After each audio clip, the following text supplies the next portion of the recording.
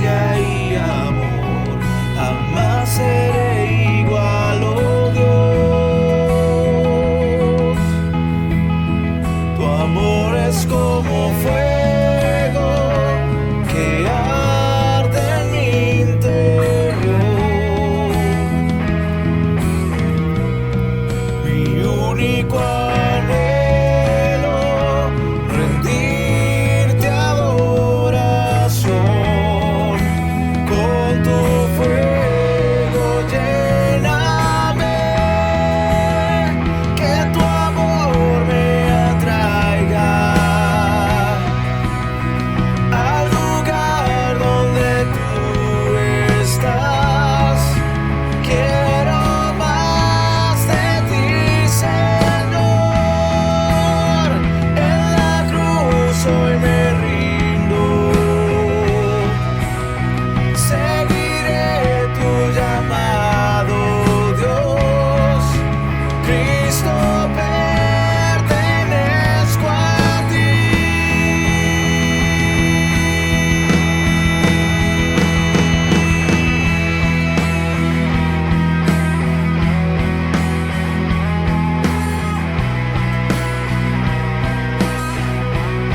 Pertenezco a ti, Dios.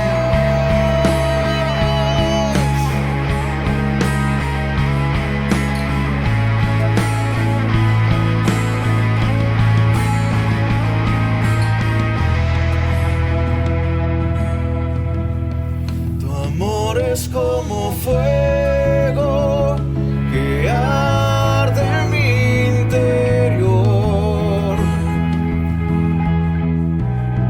Mi único anhelo, rendirte adoración.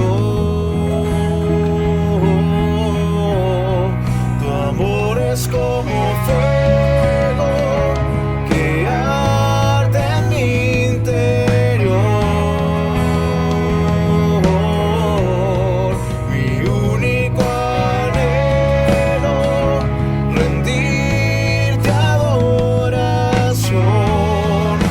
Con tu fuego lléname, que tu amor me atraiga al lugar donde tú estás. Quiero más de ti, Señor. En la cruz hoy me rindo. Seguiré tu llamado, Dios. Cristo, pertenezco a ti. Que tu amor me atraiga al lugar donde tú estás. Quiero más de ti, Señor. En la cruz hoy me rindo. Seguiré tu llamado, Dios. Cristo, pertenezco a ti.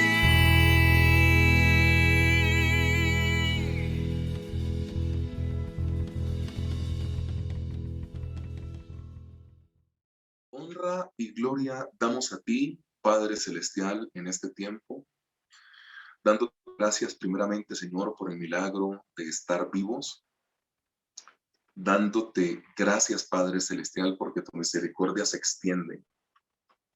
Oramos, Padre Santo, no únicamente por las personas que se encuentran en nuestro país, sino en el mundo entero. Gracias porque tú nos consientes, gracias porque tú nos cuidas, gracias porque en medio del desastre tú sigues siendo Dios. Gracias porque esta pandemia incluso nos ha enseñado también y nos ha fortalecido como iglesia. Gracias porque tú has mostrado tu favor, tu benevolencia y tu misericordia. Que todas las cosas nos ayuden a bien, Padre Celestial, como dice tu palabra, si es que nosotros te amamos a ti. Y aquí hay gente que te ama. Por eso yo pongo, Padre Celestial, delante de ti nuestro servicio del día de hoy, que seas tú, Espíritu Santo, yendo delante, porque eres tu punta de lanza. de todo el mensaje que compartiremos hoy.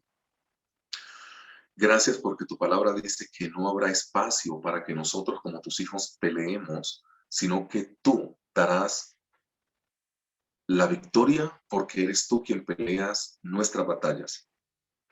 Algunas de las personas que estamos en este servicio, Padre Celestial, necesitamos una respuesta de parte tuya. Y entendemos también por tu palabra, Señor, que el tiempo de espera algunas veces es necesario para nosotros como tus hijos. Que tú puedas, Padre Celestial, darnos a cada uno de nosotros la capacidad de esperar en esta bendita esperanza. Hasta que tú llegues, Padre Celestial, nosotros seguiremos clamando a ti. Responde, oh Jehová, responde. Aquí está tu pueblo. Gracias, Padre Celestial. Te damos en este tiempo por las personas, Padre Santo, que tú has puesto en nuestro lugar, que tú has puesto en nuestro lado, para que sean instrumento y obra de bendición para nosotros. Yo pongo delante de ti, Señor, lo que nosotros somos. Pongo delante de ti este tiempo.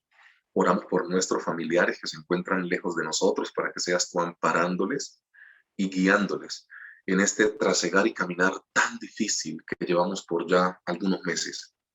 Que tu iglesia permanezca unida, que las familias permanezcan unidas, esposo, esposa e hijos, Padre Celestial, sirviéndote a ti. Nosotros como padres de familia no parimos hijos para que les sirvan a Satanás. Nosotros dimos a luz hijos para que te sirvieran a ti. Por eso nosotros como padres de familia hacemos una cobertura especial por nuestros hijos, nuestros nietos, nuestros sobrinos, para que sean cubiertos, Padre Santo, por la sangre que tú derramaste en la cruz del Calvario. Nuestra generación no le servirá al mundo.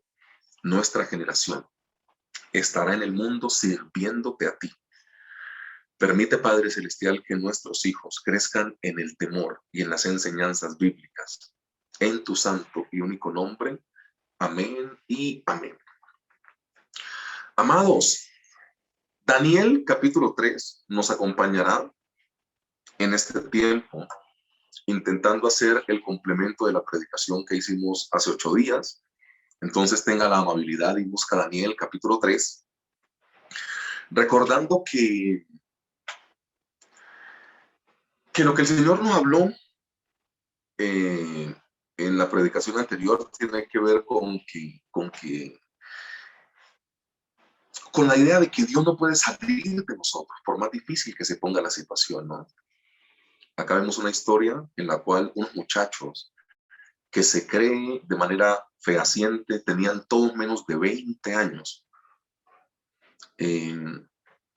Fueron los que Dios utilizó para poder sorprender al mundo entero. Unas predicaciones atrás tuvimos la predicación de Daniel, que es el capítulo 6, de cómo tiene que ver pues con toda esta historia del foso de los leones. Pero vemos cómo Dios acá utiliza a 3 jóvenes y es un asunto particular, no tengo pues como el permiso como de contarlo, pero puedo dar una alusión general del tema. Esta semana me sorprendieron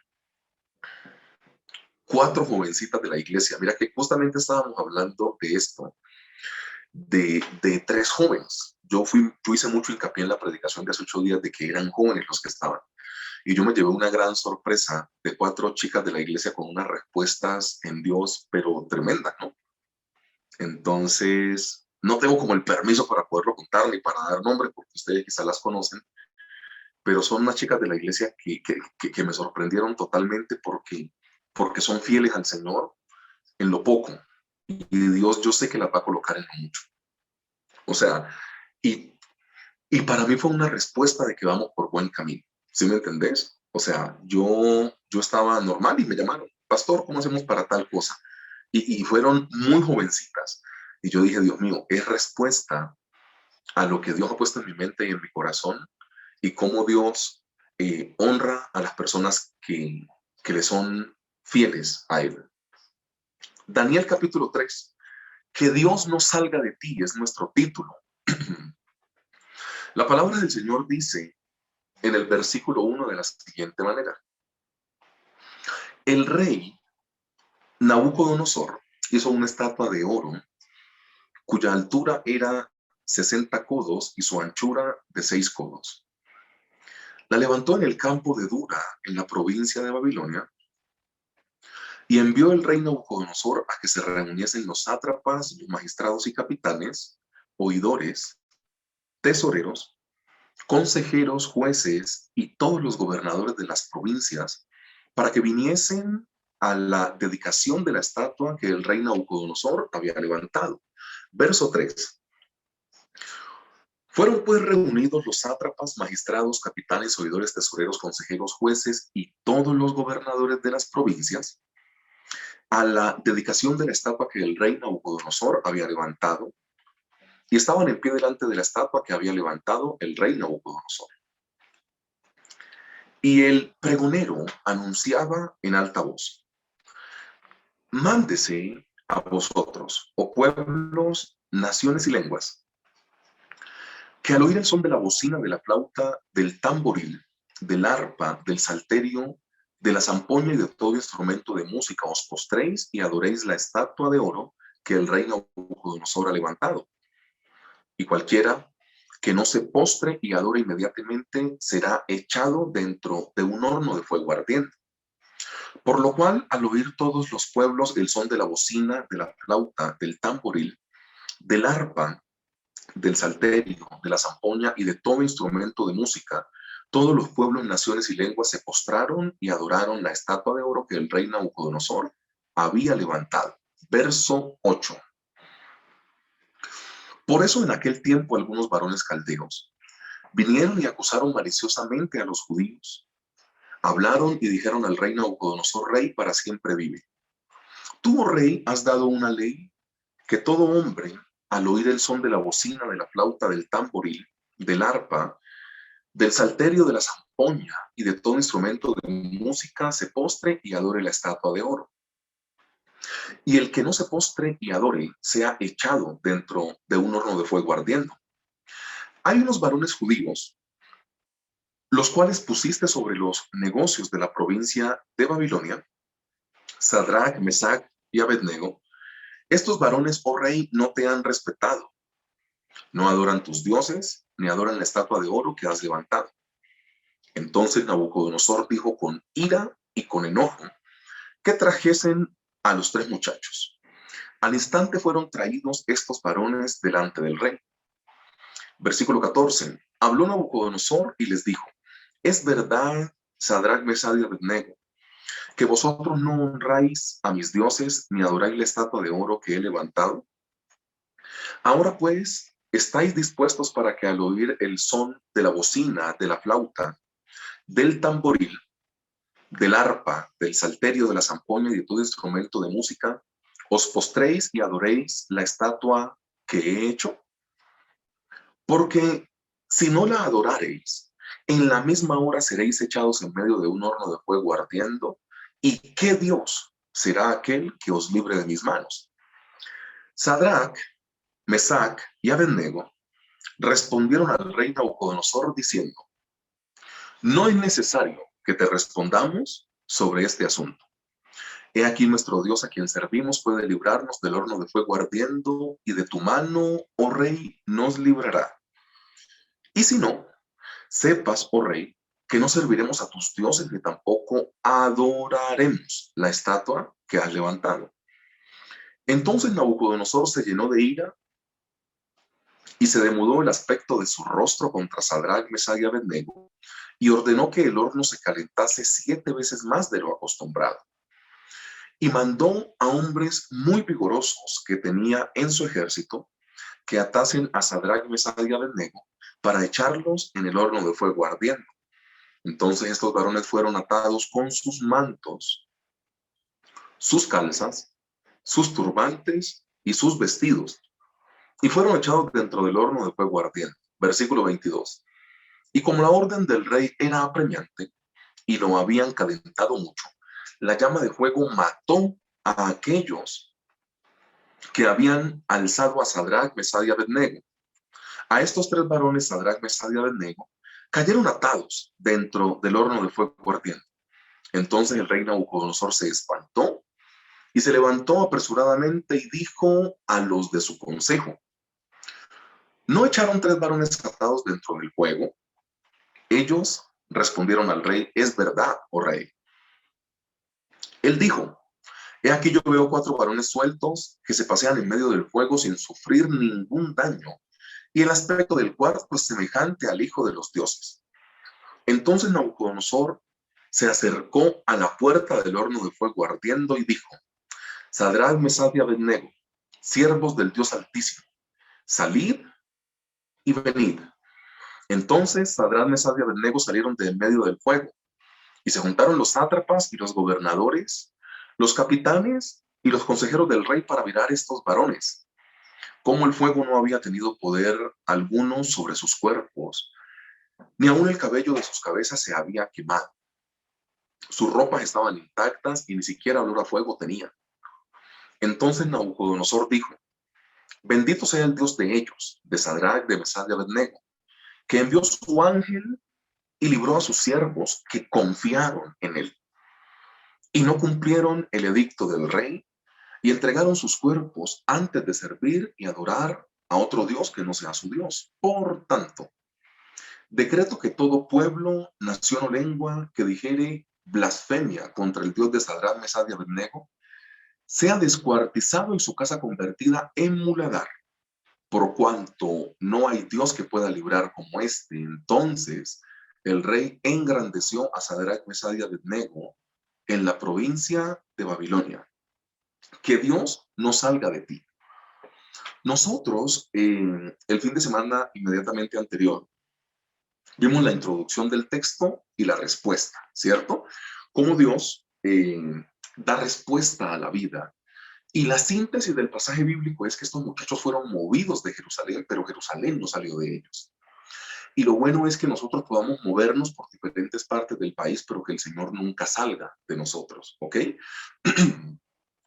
La introducción del texto del día de hoy vamos a hacerla con las palabras de las otras personas.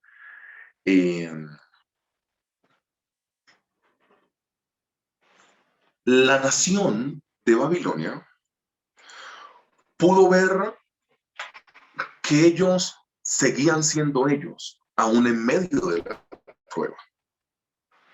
No quiero pasar mucho a hablar profundamente de esto porque pues, ya sería el primer punto de predicación, pero a forma de introducción podemos ver que las personas que están confesando algo de Ananías, Misael y Azarías, que son los nombres hebreos, ¿no? Que les insistí mucho, hace 8 días hacíamos, la introducción, de que se nos mecanizan muchas veces los nombres babilónicos, y esos nombres babilónicos tenían dedicaciones a unos dioses paganos, ¿no?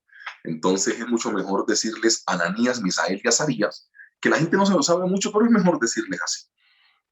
Entonces, a mí me aterra que nosotros muchas veces no vemos nuestra identidad en medio de la prueba, sabiendo que la identidad bíblica en medio de la prueba es lo que hace que puedas soportar la prueba.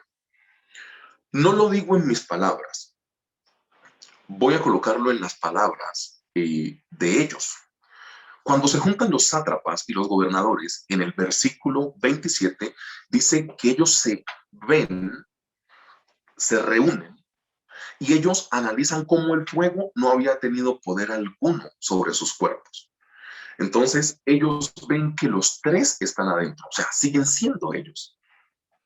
La idea de predicaciones como estas es que nosotros entendamos que en medio del fuego no podemos perder nuestra identidad. Porque hay una alusión muy importante en el asunto de pasar por el fuego. De hecho, la palabra del Señor dice que para nosotros ser probados, de hecho, cuando Él nos adopta como sus hijos, tenemos que ser pasados por el fuego. Aquí no hay otro mecanismo. La iglesia debe ser pasada por el fuego y tiene que ser probada si quiere pasar a otros niveles espirituales. Y a mí me aterra cómo la gente de afuera siguió viendo la identidad de Ananías, Misael y Azarías, aun cuando estaban en medio del fuego. Pregunta en introducción. ¿En medio del fuego sigues teniendo la misma identidad? ¿O por el contrario pierdes tu identidad de Cristo? Porque uno de los asuntos maravillosos acá es que los enemigos de ellos seguían viendo la fortaleza y la identidad que ellos tenían aún en medio del fuego. Pero te das cuenta que muchas veces nosotros cuando llegamos a estar en medio del fuego, lo primero que hacemos es pelear con Dios y preguntarle por qué nos pasa eso. Te das cuenta que cuando estamos en medio del fuego empezamos a reclamarle al Señor por qué ese familiar se murió, por qué perdí mi empleo, por qué me siento tan desesperado, por qué pasa esto, pero por qué me pasa esto a mí, Señor. Y muchas veces no hay un por qué te pasan las cosas, no hay un por qué o por qué razón se hizo o no se hizo eso. Dios no tiene que darnos explicaciones porque Él es Dios. De hecho, el día que Dios tenga que darnos explicaciones a nosotros, pues Dios dejaría de ser Dios. Pero el punto de introducción acá es que los demás pudieron ver la identidad que ellos tenían en su Dios. La pregunta que te hace el texto bíblico es, cuando estás en el fuego, ¿sigues teniendo la misma identidad? Porque lastimosamente muchas veces las personas de afuera nos ven más fuertes y más cristianos que lo que nosotros mismos nos vemos y nos calificamos. Muchas veces nosotros decimos, Señor, no sirvo para nada. Señor, quiero tirar la toalla. Señor, esto me está quedando muy grande. Señor, yo como que voy a renunciar. Señor, yo como que tal cosa. Y nosotros no vemos las capacidades que tenemos. Pero los sátrapas y gobernadores dijeron, yo sigo viendo al mismo Sadrach, al mismo Mesach y al mismo Abednego, en palabras de ellos. O sea, yo los sigo viendo a ellos con la misma identidad que tenían. Ojalá que nosotros entendamos que la identidad que nosotros tenemos en Cristo no se puede perder, aun cuando pasemos por el fuego. Puntos de predicación hablando de que Dios no salga de ti. Hace 8 días vimos un único punto de predicación que fue la respuesta. ¿Ok? Pero hoy tenemos 2 puntos de predicación. Y el primer punto de predicación para la mañana de hoy es la palabra rescate. Rescate. Y la palabra rescate intrínsecamente indica que tienes que pasar la prueba o que tienes que meterte en un problema, ¿cierto? O sea, yo no rescato a alguien que no esté en peligro. Yo rescato a alguien que esté en peligro. Yo rescato a alguien que vaya a pasar una prueba. Yo rescato a alguien que necesite caminar en medio del fuego y en medio de las pruebas. Si no, pues, o sea, Dios cómo rescata algo que está sano. Dios cómo rescata algo que no está corriendo peligro. O sea que la palabra rescate para nosotros como hijo de Dios implica que vamos a tener algún tipo de dificultad como ellos la tuvieron. Pero mira, la palabra rescate, el rescate de Dios. Mira, Dios no aparecerá en nuestra vida sino hasta el momento que Él considere necesario aparecer en nuestra vida. Lo que pasa es que nosotros muchas veces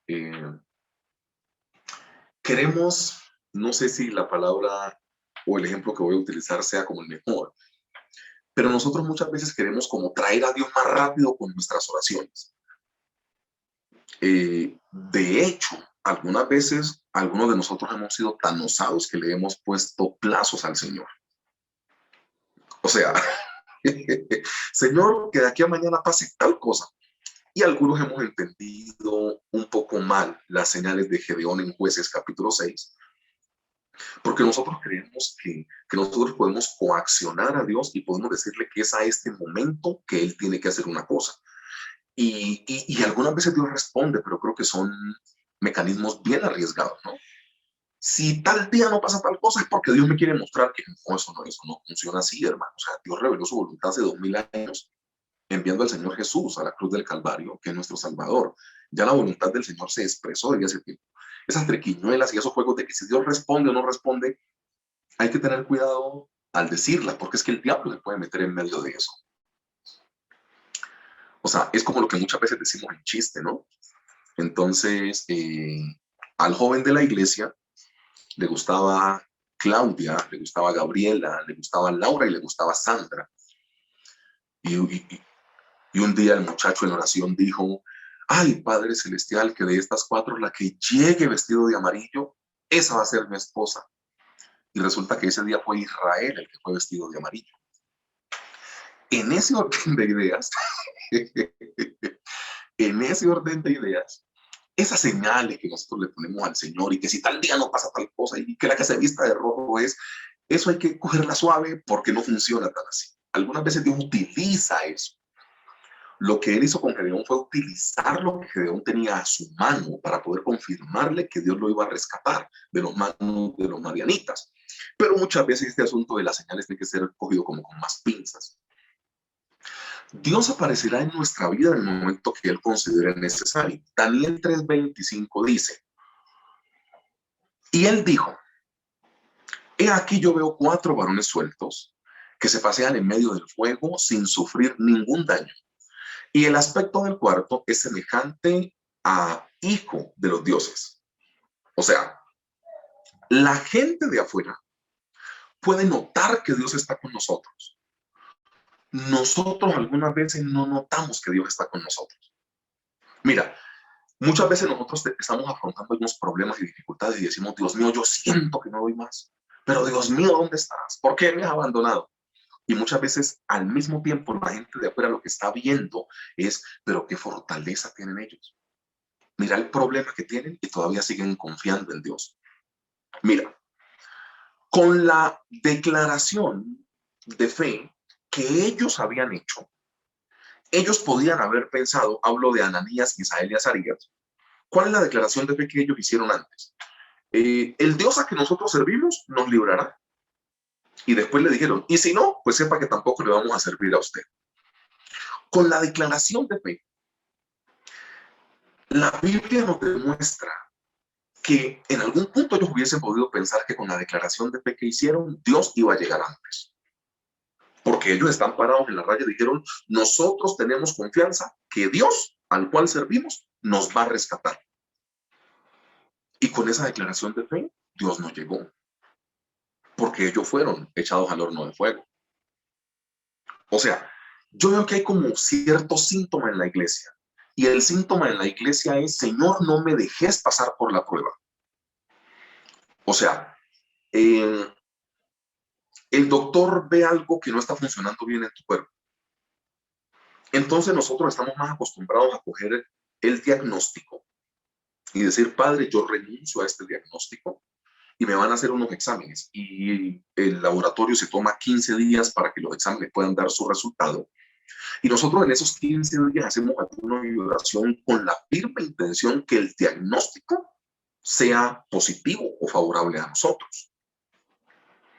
Lo que ellos están haciendo acá, los muchachos, es decir, Padre Celestial, si el diagnóstico que el doctor me va a entregar en 15 días sale positivo, gloria al Señor, porque tú apareciste.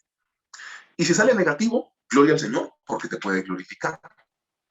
Pero te das cuenta que nosotros únicamente trabajamos en una de las dos condiciones que hay. O sea, Padre Celestial, yo sé que el diagnóstico va a salir negativo. O sea, eso va a salir favorable a mí. Amén. Únicamente te centras en una sola cosa. Y aquí esta historia demuestra que Dios no llegó antes. Dios permitió que ellos pasaran por el medio del fuego y después los rescatara. Porque es que Dios hace como Él quiere. ¿Por qué se nos ha metido en la cabeza que la bendición de Dios viene únicamente cuando Dios nos saca del problema y cuando Dios no nos deja vivir la dificultad que Él ha dispuesto para que nos haga crecer nuestra fe? ¿Me explico? Dios hubiera, es la pregunta que les hago, ¿Dios hubiera podido llegar antes de que ellos fuesen echados en el horno del fuego? Usted y yo sabemos que sí. Pero ¿por qué Dios no lo hizo? O sea, ¿por qué Dios no llegó antes? Pues porque la declaración de fe que ellos hacen es suficiente, pero no es suficiente para determinar el tiempo en el cual Dios tiene que aparecer.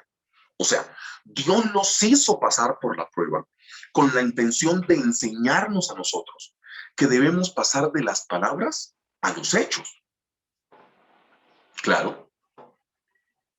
O sea, voy a colocarlo en mi manera coloquial de explicar la Biblia. Ellos dijeron, el Dios que nosotros tenemos nos va a librar del horno de fuego y de tu mano, oh rey, nos librará. Pues yo creo que Dios desde su trono en el cielo, Dios los miró. Dios miró para abajo y dijo, los veo muy convencidos que yo los puedo salvar. Tan bonitos, tan divinos. Bueno, pues como ellos están tan convencidos en sus palabras que yo los puedo rescatar, voy a permitirles que pasen por la prueba para saber si sus palabras se pueden constatar con sus hechos. O sea, la seguridad que nosotros tenemos como hijos de Dios no es únicamente con las palabras, tiene que ser en los hechos también. Entonces yo me imagino a un Dios en la explicación que yo les intento dar, ¿no? Yo me imagino a Dios diciendo, estos están muy convencidos que yo los puedo rescatar. Ah, ok. Voy a permitir que pasen por la prueba. O sea, yo como Dios puedo llegar antes. Porque la declaración que ellos hacen de fe que tienen en mí es suficiente. Yo puedo, ellos están confiando en mí, lo voy a librar. Pero entonces, la palabra del Señor no dice, y Él prevendrá que pases por el fuego. No, Él dice, y si pasares por el fuego. Y si estuvieses en medio de las aguas, estas no te anegarán. O sea, Dios nunca quita el peligro en su promesa bíblica. Él dice que va a estar con vos en medio del peligro. Porque el síndrome que nosotros tenemos es creer que el rescate de Dios significa que Dios llegue antes de que nosotros nos encontremos en peligro. Y no, que eso no funciona. Vea, aquí hay que respondernos una cosa. ¿Por qué Dios no llega antes? Y la respuesta que yo tengo, y perdón que yo lo ponga en estas palabras, pero es que si Dios llega antes, Dios perdería su estilo. Dios perdería su swing. Dios perdería su feeling. Dios perdería su manera en la cual Él desea rescatarnos. O sea, mira, Dios hubiera podido pasar a Moisés enfrente del Mar Rojo al otro lado. De alguna manera, por encima del agua, caminando como hizo con Jesús y con Pedro. O sea, yo hubiera podido hacer otra cosa. No, y Dios los deja, les limpia el camino, vayan por el medio. Dios hubiera podido quitar la vida al rey de Egipto que venía a matar al pueblo antes de meterlos al mar. O sea, así como puso la columna que los estaba guiando adelante, la puso en la mitad, entre ellos que iban adelante, nación de Israel, y entre los opositores que los venían persiguiendo en la parte de atrás. ¿Por qué Dios no le quitó la vida a ellos ahí y sí lo hizo en el agua? Porque es que Dios, o sea, Dios no sería Dios si no lo hace de forma extraordinaria. Serían historias muy aburridas, ¿no? Y apenas Moisés se dio cuenta que los egipcios venían atrás para poderlo matar, Moisés clamó a Dios y Dios les quitó la vida a ellos y libró su pueblo. Amén. No, qué aburrimiento. Pero este asunto de abrir el mar, ¿sí me entendés? Este asunto de pasar en seco, este asunto de que cuando ellos vayan persiguiéndolos se les venga el mar encima y Dios les diga cómo les quedó el ojo. O sea, ahí ya la película funciona un poco mejor. Pero si nosotros no estamos acostumbrados y no adecuamos nuestra mente a la sobrenaturalidad de Dios, vamos a tener muchos problemas para poder entender lo que Él quiere hacer. Dios hubiera podido llegar antes y rescatarlos antes. No, Él los rescató después de que pasaran por la prueba. ¿Por qué? Porque Dios no quiere hijos flojos. Y es la naturaleza. ¿Han visto documentales de Nat Geo o de Discovery? Donde la narradora española dice, el águila cuida los polluelos hasta cierta edad y están en un peñasco por allá. Y después de cierto tiempo, el águila os empuja al vacío. Ustedes han visto cómo en la naturaleza, mira, si hay un ave, o sea, el ave que más protege a sus polluelos es el águila. Un día hablamos del águila, de por qué Dios hace tanto símil con el águila, no con otro tipo de ave, sino con el águila. Eso podemos estudiarlo después. Pero una de las características es porque es el ave que más protege los polluelos. Pero te das cuenta que un día la narradora española dijo, oh, los tiró al peñasco. Porque si el águila los tiene todo el tiempo en el nido, dice la ciencia que ha estudiado eso, que no pueden desarrollar sus capacidades de vuelo, sus alas, y se mueren dentro del nido.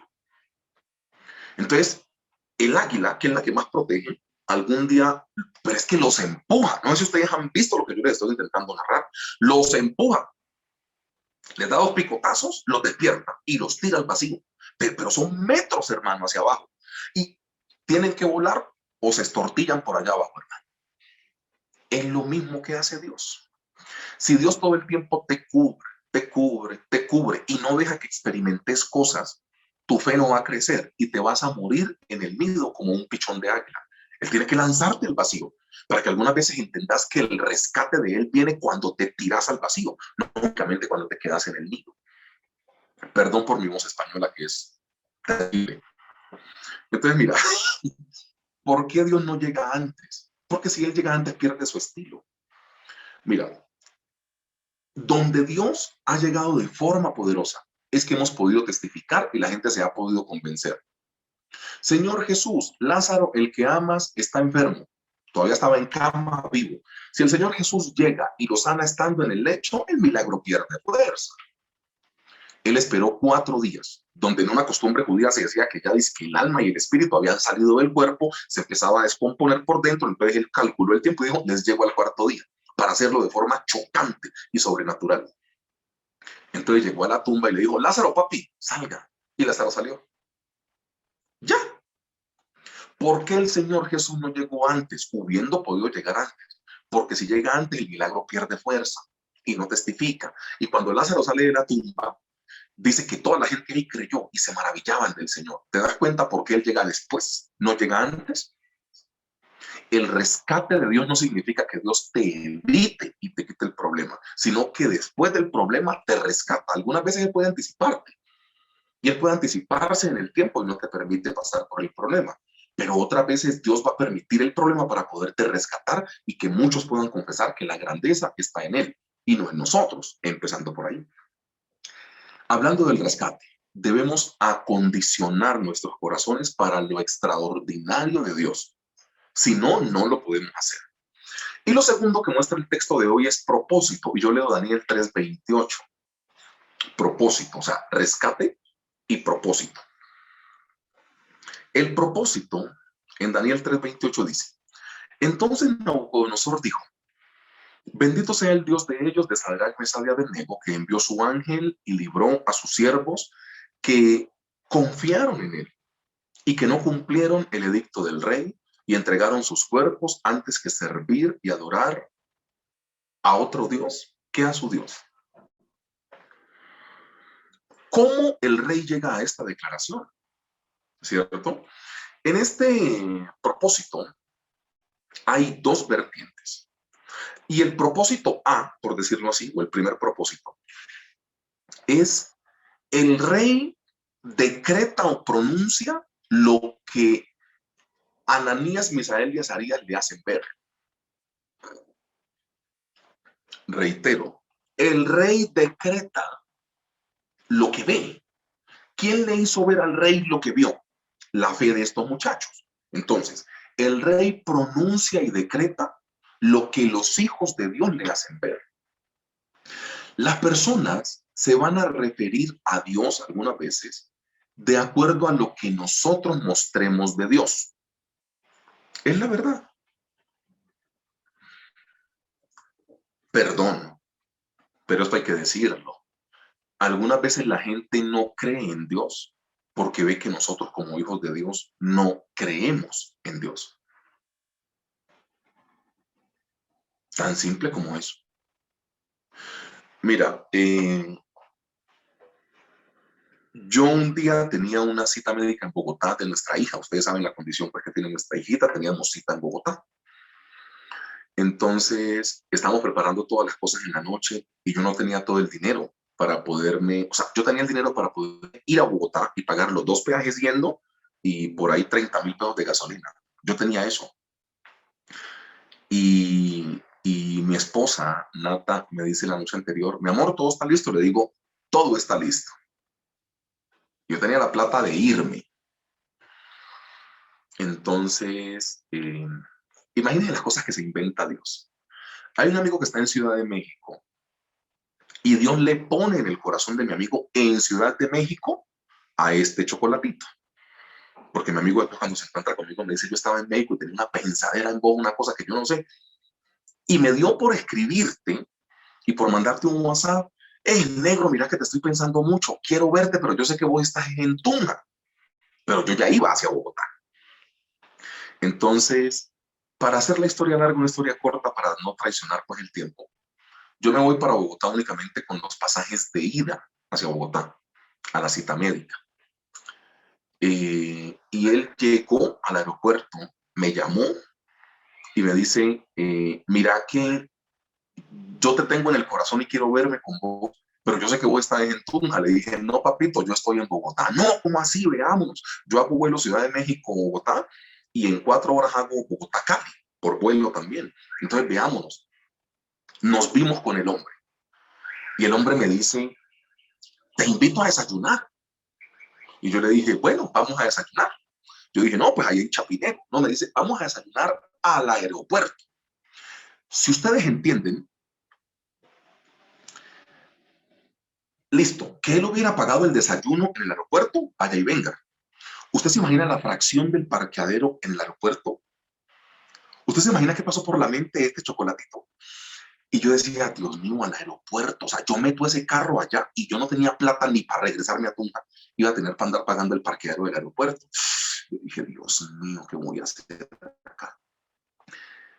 Y él, Ricardo, tengo permiso para decir su nombre, vamos de camino. Vamos con mi esposa en el carro. Ella puede constatar que no es mentira lo que yo le digo. Me dice, negro, ¿vos tenés cuenta en Bancolombia? Yo le dije, sí. Me dijo, dámela que te voy a hacer una transacción. Y yo le di mi cuenta. Y él llamó a una persona y le dijo, transferime tanto dinero a esta cuenta. Y llegó el dinero. Y en ese momento yo hice, ah, tranquilo. ¿Qué les intento decir con esto? Yo hubiese podido cancelar la cita porque no tenía el dinero, pero Dios no tendría posibilidad de haber actuado si yo cancelo la cita.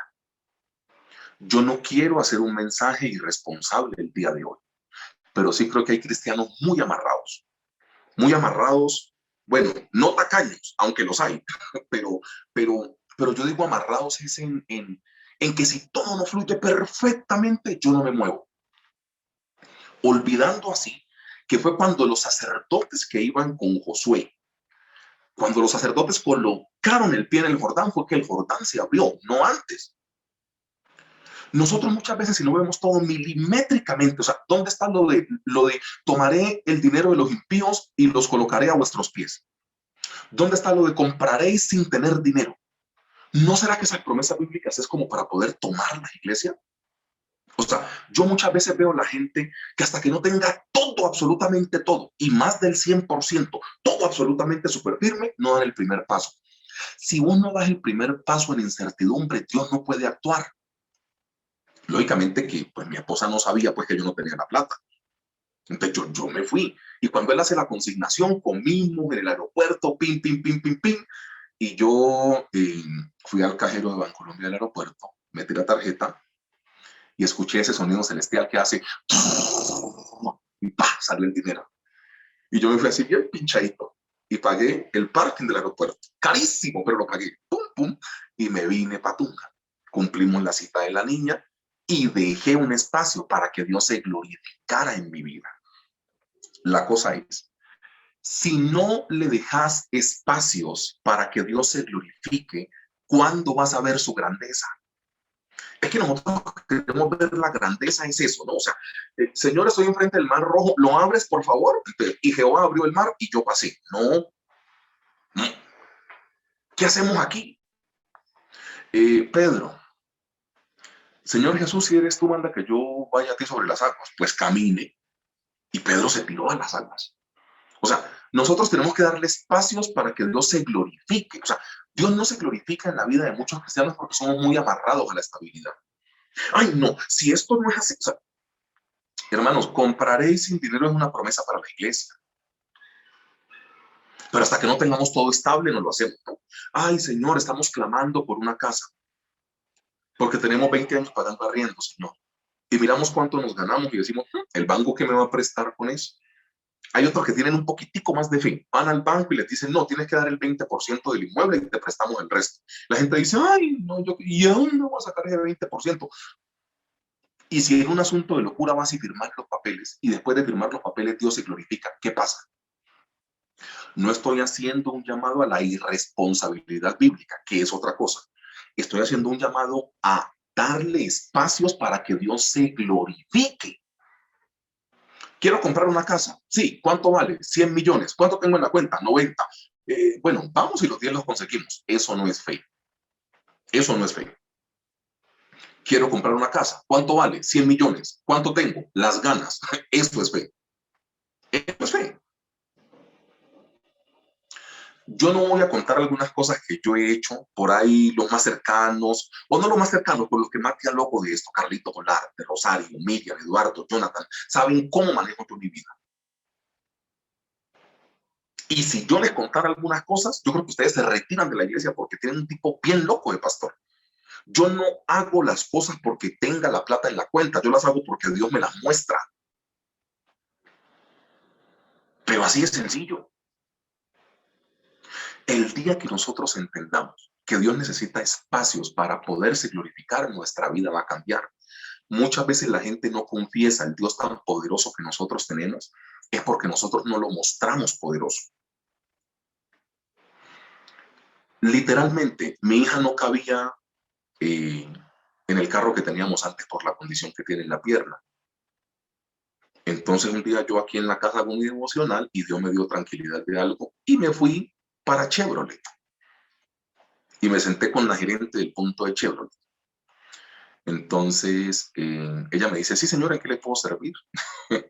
Y yo le dije, mira, mi hija no cabe en el carro que teníamos antes y mi hija para poderse colocar en el carro de nosotros necesita irse con las piernas encogidas o quitarse su prótesis y eso no es calidad de vida para ella. Y yo como papá necesito responder bien por mi hija, entonces vengo por un carro más grande. Entonces la gerente de Chevrolet, Dios sabe que no miento, la gerente de Chevrolet me dice, sí, ¿usted dónde trabaja? Estábamos en plena pandemia, ¿no? Entonces yo le dije, yo trabajo con una iglesia, pero la iglesia hace 4 meses y medio no me puede pagar. Y la gerente empezó a reír y me dijo, mire, usted, o sea, yo le doy un consejo, ¿no? Pues no se siente con la gerente de un banco, de un concesionario, a decirle que a su empresa hace 4 meses no le paga, porque pues no es viable hacer el negocio. Le dije a usted que quedan dos caminos, o creer que tengo fe para poder hacer el negocio, o mandarme para mi casa, pero yo no voy a traerle aquí papeles chimbos diciéndole que me gano tanto, que nada. El secretario de la iglesia que está listo a hablar te puede firmarme yo cuánto me gano y le traigo ese papel, pero tenga en cuenta que hace 4 meses y medio no me pagan, pero tengo la fe porque mi hija necesita el carro. Y hoy en día tengo el carro. Tengo que pagar algunas cositas, sí, pero ¿qué es lo que te intento decir? ¿Cuándo le vas a dar espacio para que Dios se glorifique? Nosotros somos muy amarrados a la estabilidad. Somos súper amarrados. Dios es un Dios de orden. No vamos a confundir las predicaciones, no, porque ahora con este mensaje yo no quiero a algunos irresponsables viviendo para Cristo, no. Pero ¿qué te intento decir? Dios es un Dios de orden en unas cosas, pero en esto tenés que abandonarte en los brazos de Dios para ver su poder obrar. Porque si no, ¿cómo lo vas a ver obrar? Nosotros somos muy de lo estable. Y el rey Nabucodonosor pudo confesar lo que Ananías, Misael y Azarías le mostraron de Dios. ¿Nos quiere echar en el horno? Échanos. Él nos va a rescatar. Y la declaración que hace el rey Nabucodonosor en el versículo 28 es una cosa de locos. El decreto que da en el versículo 29, perdón, es una cosa de locos. ¿Por qué? Porque hubo hijos de Dios que dieron espacio a que la gente de afuera, en este caso, el rey Nabucodonosor, que no conocía de Dios, pudiera ver a Dios obrando. El versículo 25 dice, he aquí yo veo 4 varones sueltos y el aspecto del cuarto semejante al Hijo de los Dioses. Aquí algunos dicen que es una aparición, pues, del Señor Jesús, hablando como que es un mensaje mesiánico. Yo creo un poco eso, pero yo no voy a entrar en eso. Yo lo que intento decir es que el escritor dice que hay uno que es diferente a los tres. O sea, él para basarse que tiene un aspecto y que el cuarto tiene un aspecto semejante al Hijo de los Dioses, el que está escribiendo esto o el que está viendo, o Nabucodonosor, que es el que está viendo eso, ve alguna diferencia entre algo que apareció ahí y los otros tres. O sea, respaldo de Dios, diferente. He aquí yo veo 4 varones sueltos. Salieron de en medio del fuego. Bendito sea el Dios de ellos, Por cuanto no hay Dios que pueda librar como este, ese es el versículo 29. Entonces el rey los engrandeció. ¿Qué te intento decir? Ananías, Misael y Azarías fueron los que convirtieron a Nabucodonosor con su manera de conducirse.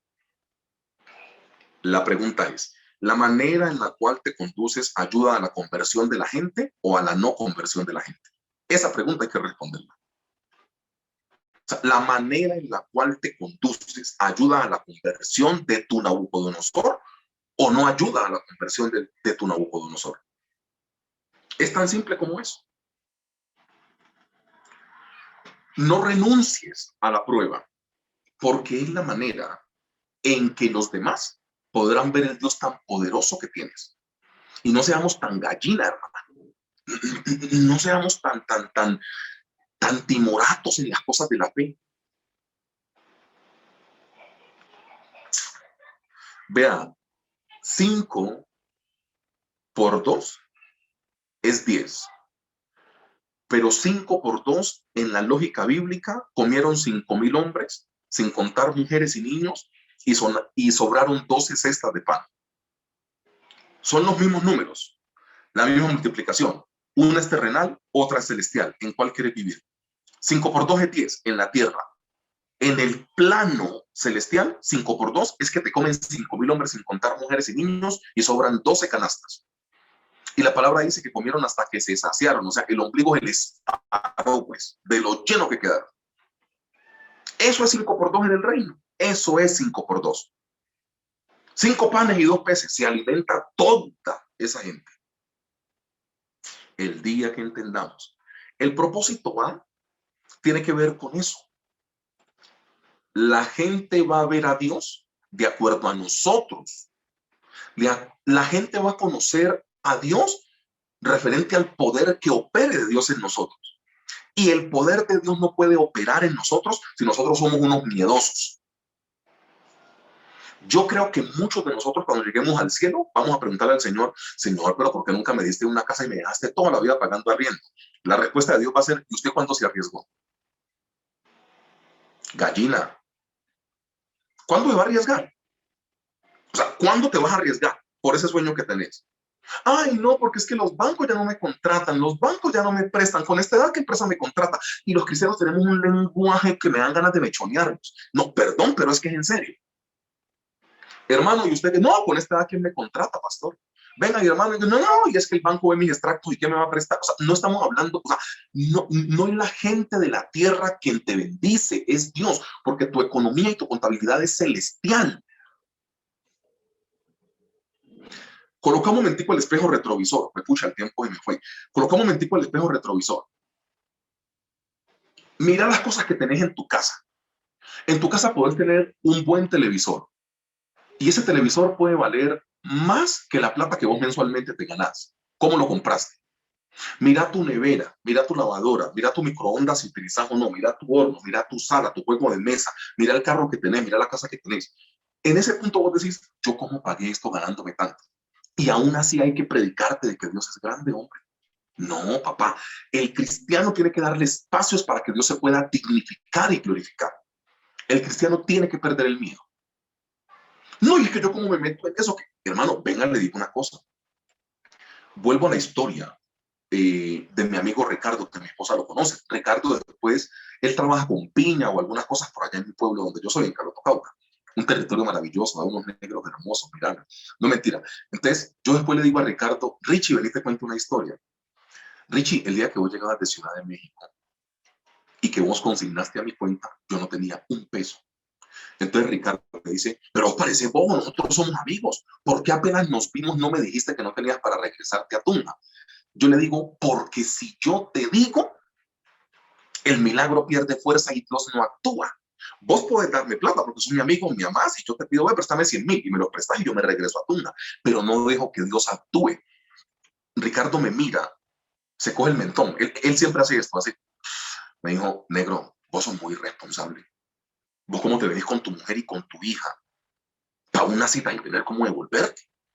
Y yo le dije, irresponsable no, tengo fe. Y él dijo, ¿sabes qué? Tenés razón. Es fe, pero operando.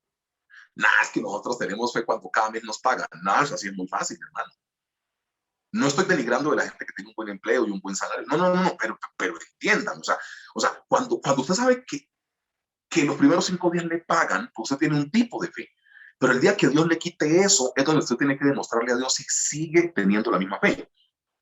El propósito A es la gente tendrá una imagen de Dios de acuerdo a lo que nosotros mostremos de Dios. Y el propósito B, me quedó muy corto el tiempo, perdón, es engrandecerte. El propósito B es engrandecerte. Te hago un símil o algo o una comparación con la vida de Job. Ustedes se dan cuenta que en Job capítulo 1 narran lo que Job tenía y después de que Dios lo mete en el proceso, en Job 42, Job quedó con el doble de todo lo que tenía en el versículo, en el capítulo 1. O sea, uno de los grandes propósitos de Dios en medio de la prueba es multiplicarte, es engrandecerte. Leamos el versículo 30, pues para que no sean mis palabras, sino las que dijo el rey Nabucodonosor. Daniel 3:30. Entonces el rey engrandeció a Misael, Asael y Azarías en la provincia de Babilonia. ¿Quién los engrandeció? Dios. El objetivo de que estos muchachos fueran al horno de fuego era que Dios quería engrandecerlos. Pero si Dios los engrandecía sin el horno de fuego, la predicación pierde fuerza. Recordá lo que te dije hace 15 minutos. Adecua tu mente y tu corazón al estilo que Dios tiene de hacer las cosas. Si no, no vas a poder gozar de sus más ricas bendiciones. Si no, vas a creer que 5 por 2 es 10, no que 5 por 2 es 5,000. Venga, el pastor se fue a la escuela, ¿no? 5 por 2 es 5,000 en la multiplicación esta que estamos hablando, porque ahora, pues no, la contabilidad que maneja el Chocorramo es bien diferente a la mía. No, no, no, te estoy diciendo, 5 por 2 es 5,000 porque ese día comieron 5,000 personas, ¿no? Y se saciaron. Entonces, mira, el objetivo de pasarte por el fuego es engrandecerte. Porque primero hubo un desierto, después hubo una tierra prometida. O sea, Dios siempre permite cosas con tal de engrandecerte. Él no permite cosas para arruinarte. Él permite cosas para engrandecerte. Entonces, el propósito B es engrandecerte. ¿Por qué termina el rey Nabucodonosor engrandeciendo a estos 3 muchachos? Porque ya pasaron por el fuego. Hay algunas personas que quieren grandeza sin haber pasado por el fuego. Y ahí creo que le va a tocar coger una silla bien cómoda y sentarse a esperar, porque así no funciona con Dios. Hay gente que quiere que Dios la engrandezca únicamente a punta de saliva. Ay, Dios, pon en ti mis bendiciones y engrandéceme. Eso es la teoría. ¿Y la práctica para cuándo? O sea, ¿cuándo vas a dejar que Nabucodonosor te tire en el horno de fuego para que Dios mismo aparezca ahí mismo al lado tuyo? ¿Cuándo? Entonces, el propósito B es engrandecerte. Y para engrandecerte, termino con esto. Para engrandecerte hay que entender que Sadrach, Mesach y Abednego no se defendieron. Sadrach, Mesach y Abednego no abrieron su boca. Entre menos te defiendas y menos abras tu boca, hay más posibilidad para que Dios te rescate.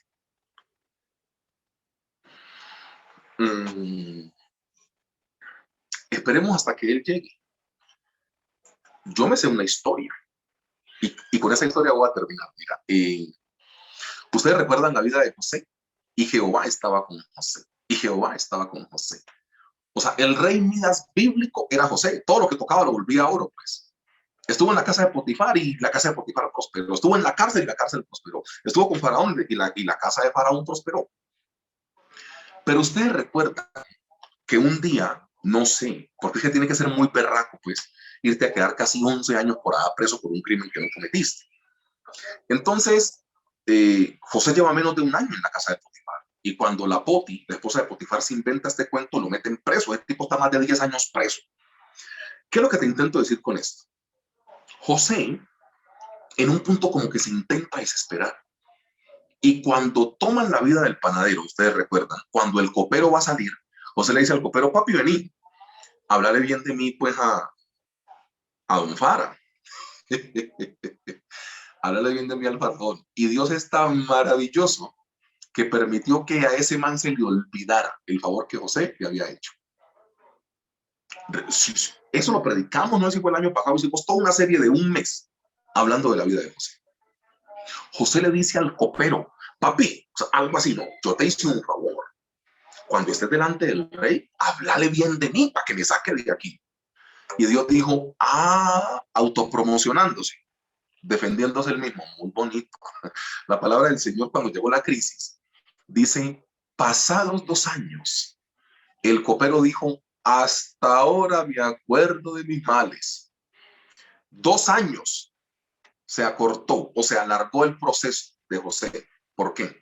Porque José quiso autopromocionarse. Y aquí básicamente está demostrando esto, que Ananías, Misael y Azarías, en complementación con la historia de José, aquí se ve que el que abre su boca para promocionarse, Dios lo mete un poco más de tiempo en el proceso. El que se queda callado y soporta lo que venga de parte del Señor. Es que nosotros tenemos cristianos muy mimados. Vaya y que en la empresa un compañero de trabajo se la monte a un cristiano. No, pero es que están que se infartan, convulsionan. Yo me imagino, mira, yo tengo una cosa acá. En la iglesia primitiva, el que no adoraba a Poncio Pilato y a César lo mataban, lo echaban a la cárcel. Los hijos de los creyentes iban cuando podían, porque eran esclavos, pero cuando podían ir como a unos talleres, escuelas o colegios romanos, allá se entraba diciendo, amamos a César, amamos a Poncio Pilato, los dioses son ellos. Y nosotros sentimos que presión es que nuestros hijos tengan que estudiar en colegios que no sean cristianos. Y los ponen a rezar un rosario todos los días, pastor, y eso es el trauma de la vida. ¿En serio eso es persecución? Volvete serio, hombre. O sea, nosotros estamos muy consentidos por parte del Señor. Y las dificultades que nosotros tenemos ahora no es echarnos a un horno de fuego.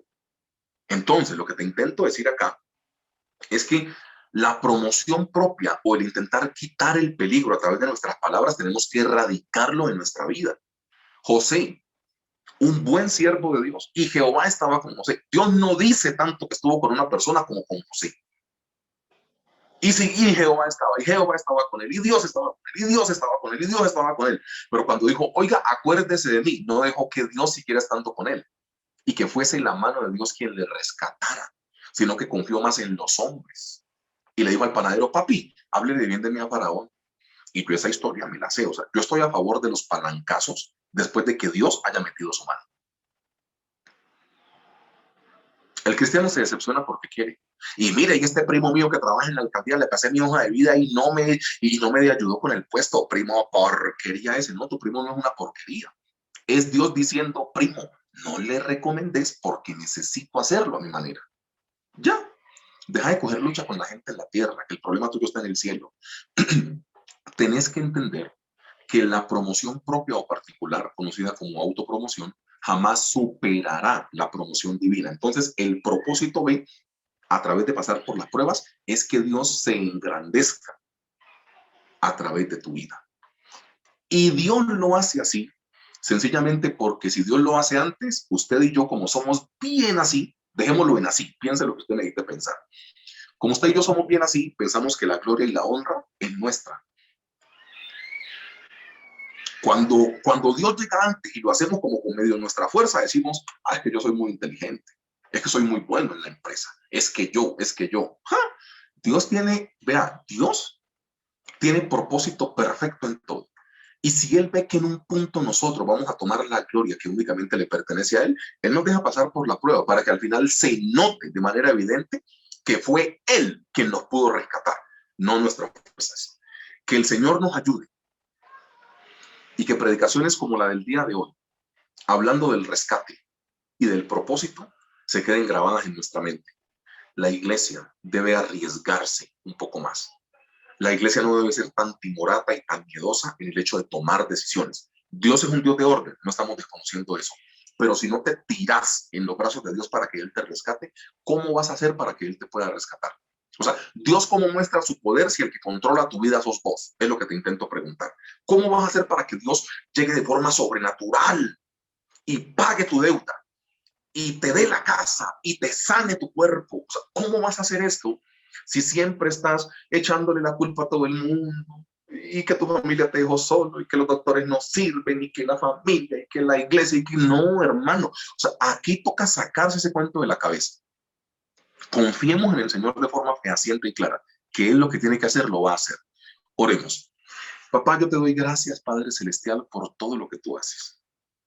Gracias porque predicaciones como estas demuestran, Padre Celestial, que tú tienes la capacidad de hacer absolutamente todas las cosas, pero en tu tiempo. No es un mecanismo nuestro el poder atraerte a nuestra vida, porque tú llegas en el tiempo que desees llegar. Yo pongo delante de ti a todas las personas que se encuentran en dificultad y las personas para las cuales este mensaje fue directamente para ellos. Sánales, cuídales, ámales, hazles entender, Padre Celestial, que tú eres el Dios poderoso, que como dijo el rey Nabucodonosor, solo tú puedes sanar, solo tú puedes salvar, no hay Dios como tú. Gracias, Padre Celestial, porque esta historia demuestra que nosotros, como hijos tuyos, tendremos que pasar por el fuego, pero que nuestros turbantes, nuestros vestidos y nuestras calzas no se van a deteriorar. Y como dijeron los sátrapas y gobernadores, ni aún olor a humo tendremos después de haber pasado por un fuego que mató a las personas que nos tiraron al horno. Que nosotros hoy entendamos, Padre Celestial, que no habrá para que peleemos nosotros como iglesia. Únicamente confiaremos en ti y tú vas a hacer lo que tengas que hacer. En el nombre glorioso de nuestro Señor Jesucristo, yo clamo a ti, Padre Celestial, para que día tras día tu Espíritu Santo gobierne la iglesia. Una iglesia sin temor, una iglesia sin miedo, entendiendo que tenemos que abrir espacios para que tu rescate pueda llegar en tu santo y único nombre, sin dejar de orar por las personas que se encuentran en alta necesidad. Clamo a ti para que tú bendigas a toda persona y que tus promesas bíblicas lleguen a nuestras vidas. Amén y amén, Señor.